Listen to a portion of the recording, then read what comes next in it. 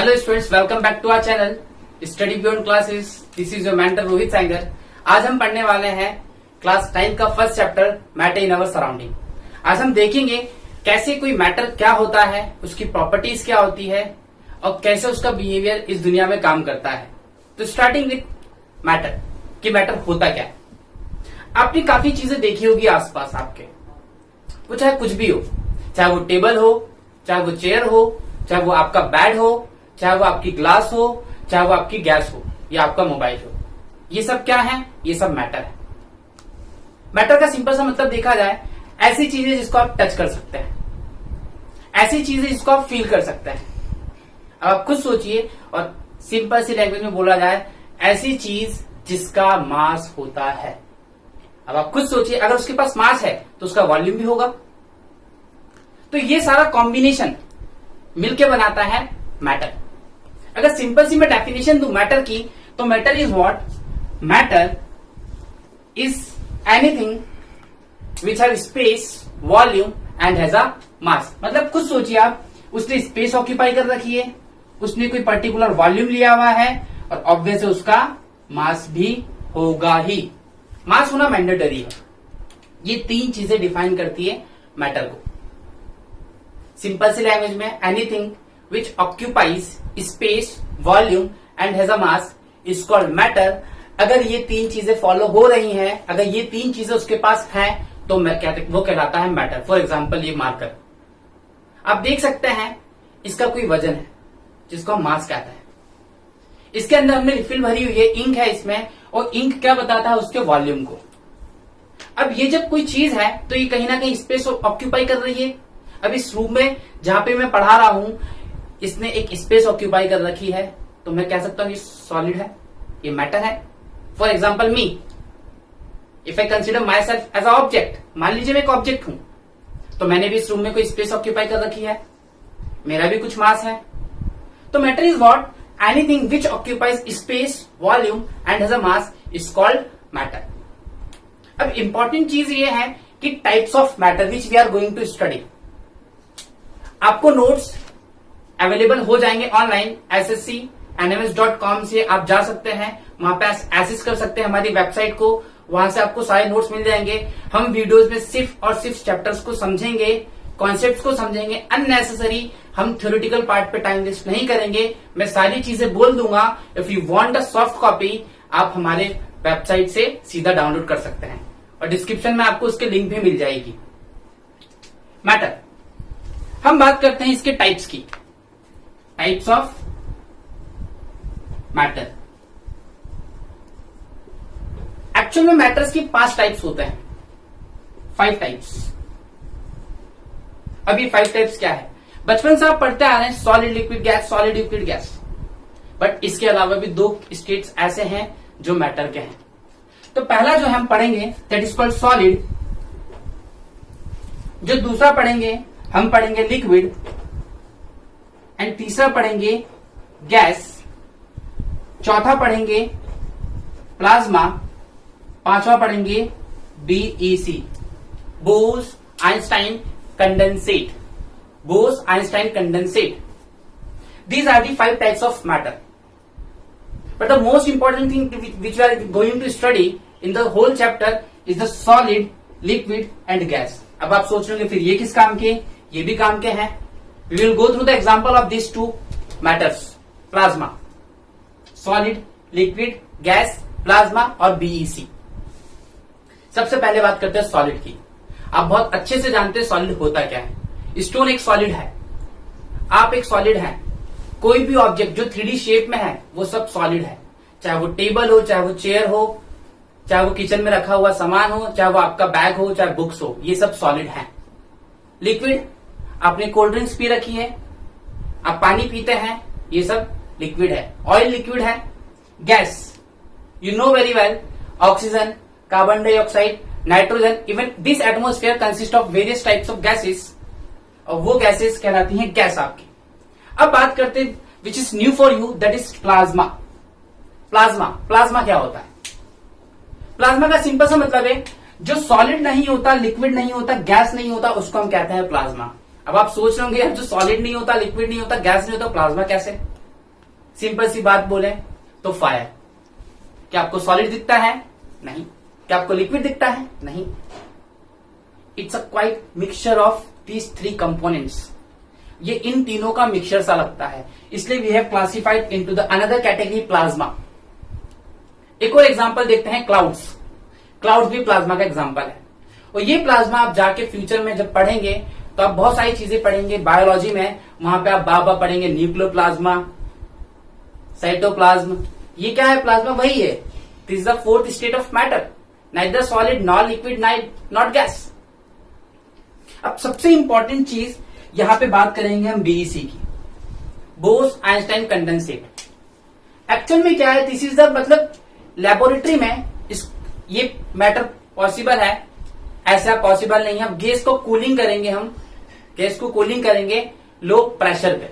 Low pressure में हम cooling करेंगे, एटमॉस्फेरिक प्रेशर बहुत लो रखेंगे, तो जो स्टेट बनेगी उस गैस की वो कहलाती है BEC, Bose Einstein condensate. But as I told you कि हमारा मोटिव ये तीन है, solid, liquid, gas. Now let's start discussing the properties और the characteristics of particles of matter, कि इसकी प्रॉपर्टीज क्या है इन पार्टिकल्स ऑफ मैटर की, ये कैसे बिहेव करते हैं, कैसे बिहेव नहीं करते हैं। Characteristics of particles of matter. अब हम देखेंगे यहां पे क्या कैरेक्टरिस्टिक्स होती है किसी मैटर की। अगर कोई मैटर है तो कौन से कैरेक्टरिस्टिक्स को फॉलो करेगा? सबसे इंपॉर्टेंट चीज that matter is made up of particles. Sir आपकी बॉडी भी सेल से बनी है। अगर हम सेल्स को पार्टिकल समझ लें, आप एक मैटर हैं तो आपकी बॉडी पार्टिकल से बनी है। फॉर एग्जांपल ब्रिक को लेते हैं, ब्रिक सबसे बेस्ट। अगर आप ब्रिक को तोड़ते हैं तो छोटे छोटे पार्टिकल्स दिखते हैं सैंड के, तो वो क्या शो कर रहा है? वो ये अपने आप में बता रहा है कि ब्रिक इज अ मैटर और solid which consist of small particles for its formation.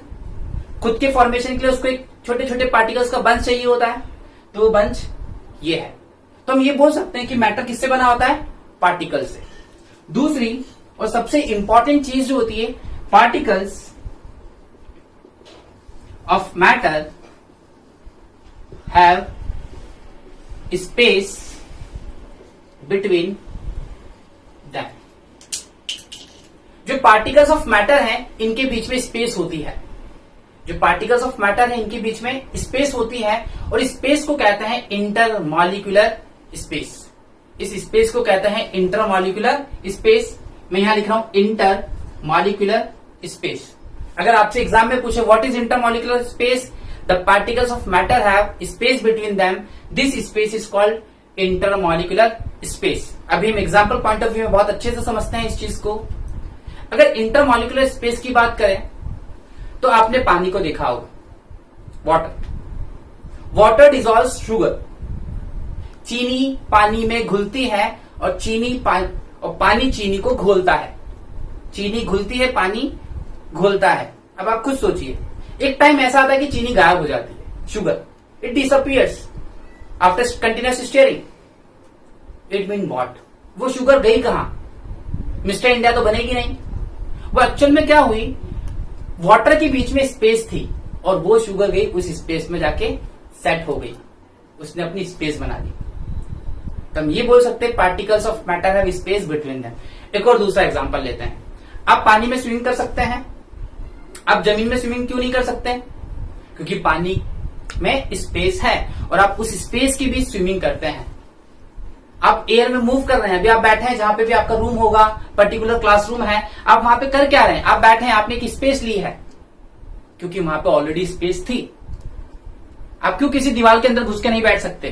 क्योंकि वहां पे ऑलरेडी ब्रिक्स ने अपनी पोजीशन जमा रखी है। तो ये छोटी छोटी चीजों आपको समझ में आया कि particles of matter have space between them. Same important चीज, particles of matter have force of attraction and this force of attraction is called intermolecular force. Intermolecular force. अब ये intermolecular force क्या होता है? अब ये intermolecular force क्या होता है? अब ये intermolecular force क्या होता है? जो पार्टिकल्स होते हैं उनको बाइंड करके एक फोर्स रखता है। फॉर एग्जाम्पल, आज मैं पढ़ा रहा हूं, आप मुझसे पढ़ रहे हैं, this is a force of knowledge. एक नॉलेज का ऐसी पावर है जिसने आपको मेरे पास खींच के लाई है, मैं आपके पास आया हूं शेयर करने। तो फोर्स है जिसने हमें जोड़ा है। तो ऐसे जब मैटर बनते हैं तो उसके पार्टिकल्स को एक फोर्स जोड़ता है, उस फोर्स को कहता है इंटरमॉलिक्यूलर फोर्स। फॉर एग्जाम्पल, अगर मैं इस मार्कर को ब्रेक करूंगा तो होगा क्या, मैं लगाऊंगा एनर्जी, और ये एनर्जी मैं अपने फोर्स तो लगा ही रहा हूं, लेकिन अपना फोर्स में इसके पार्टिकल्स के बीच के फोर्स को ब्रेक करने के लिए लगाता हूं। फॉर एग्जाम्पल लेते हैं, ये सपोज टू बी कोई मैटर है जिसमें पार्टिकल्स हैं। तो देखिए, ये जो बीच की स्पेस है, ये स्पेस हो गई इंटर मॉलिक्यूलर स्पेस, और इन्हीं दोनों के बीच में भी एक फोर्स लग रहा है। इस फोर्स को कहता है intermolecular force. Intermolecular force. तो इंटरमॉलिक्यूलर फोर्स क्या होता है, एक ऐसा force which binds the particles of matter. If you think कि किसमें ज्यादा होगा किसमें कम होगा, हम इसको we will discuss it later in the next videos. और सबसे इंपॉर्टेंट चीज हम यहां पे देख सकते हैं कि ये तीन प्रॉपर्टीज देखी, एग्जाम पॉइंट ऑफ व्यू के हिसाब से बहुत ही ज्यादा इंपॉर्टेंट है ये दो प्रॉपर्टी। एक लास्ट प्रॉपर्टी और बचती है जिससे सीधा सीधा कॉन्सेप्चुअल क्वेश्चन आता है बेस्ड ऑन दी कॉन्सेप्ट्स। अब 8th क्लास और 9th क्लास में बहुत बड़ा वेरिएशन है। अभी तक आप रट लेते थे, लिख देते थे, बट यहां पे वो चीज नहीं चलेगी। You have to understand the concept and write it in your own words. अगर आपने अपने वर्ड्स में नहीं लिखा देन आप उसको रटेंगे तो आप कुछ टाइम के बाद भूल जाएंगे। तो फोर्थ सबसे इंपॉर्टेंट प्रॉपर्टी है, the particles of matter are continuously moving. The particles of matter are continuously